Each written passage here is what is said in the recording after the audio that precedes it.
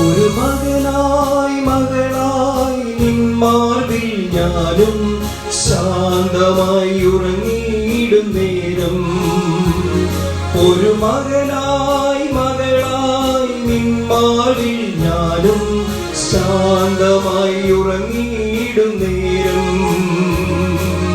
ഉറങ്ങാതെ ഉണർവോടെ കരുതും നിൻ കരങ്ങൾ. ജീവിതം നിന്നിൽ ധന്യമായി തീരാൻ. ഉറങ്ങാതെ ഉണർവോടെ കരുതും നിൻ കരങ്ങൾ. ജീവിതം നിന്നിൽ ധന്യമായി തീരാൻ ദൈവം കനിവായി തന്നതല്ലേ ഈ ജന്മം.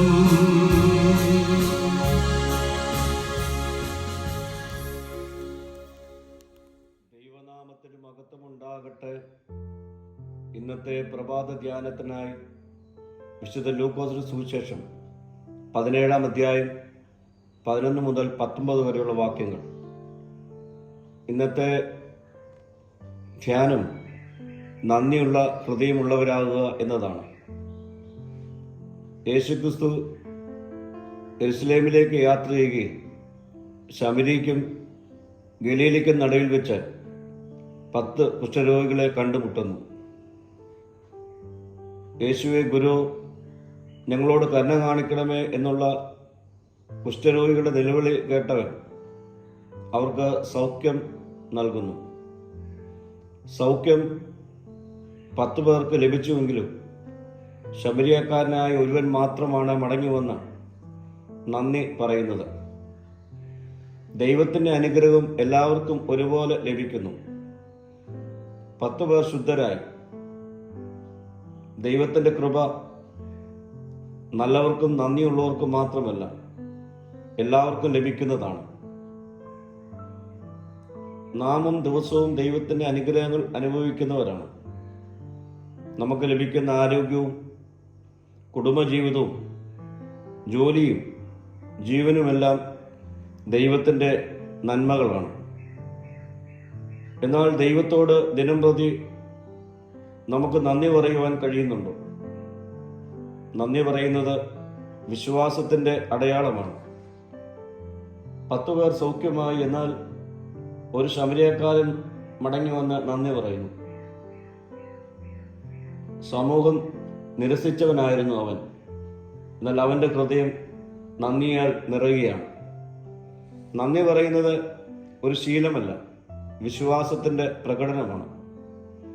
ദൈവം നൽകിയ അനുഗ്രഹങ്ങൾ തിരിച്ചറിഞ്ഞ് നന്ദി പറയുന്ന ഹൃദയം ദൈവത്തിന് പ്രിയമുള്ളതാണ്.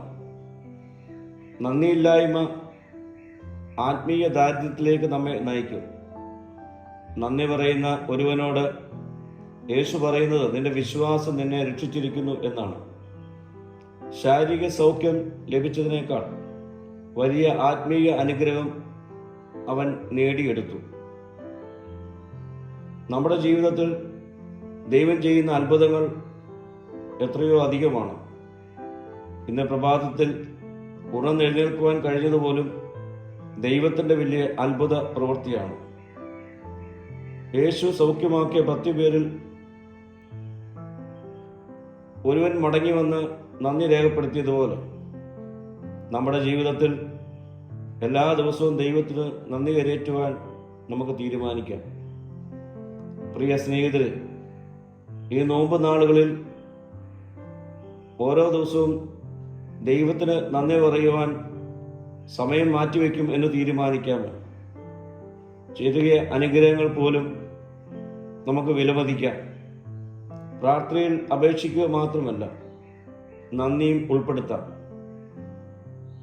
ദൈവത്തോടൊപ്പം നന്മ ചെയ്യുന്ന സഹജീവികളോടും നന്ദി പറയുവാൻ നമുക്ക് ശ്രമിക്കാം. പ്രാർത്ഥിക്കാം. കർത്താവേ, നന്ദിയുള്ള ഹൃദയം എനിക്ക് നൽകണമേ. മഹത്വം നീ എടുക്കണം. യേശുവിൻ്റെ നാമത്തിൽ തന്നെ. ആമീൻ.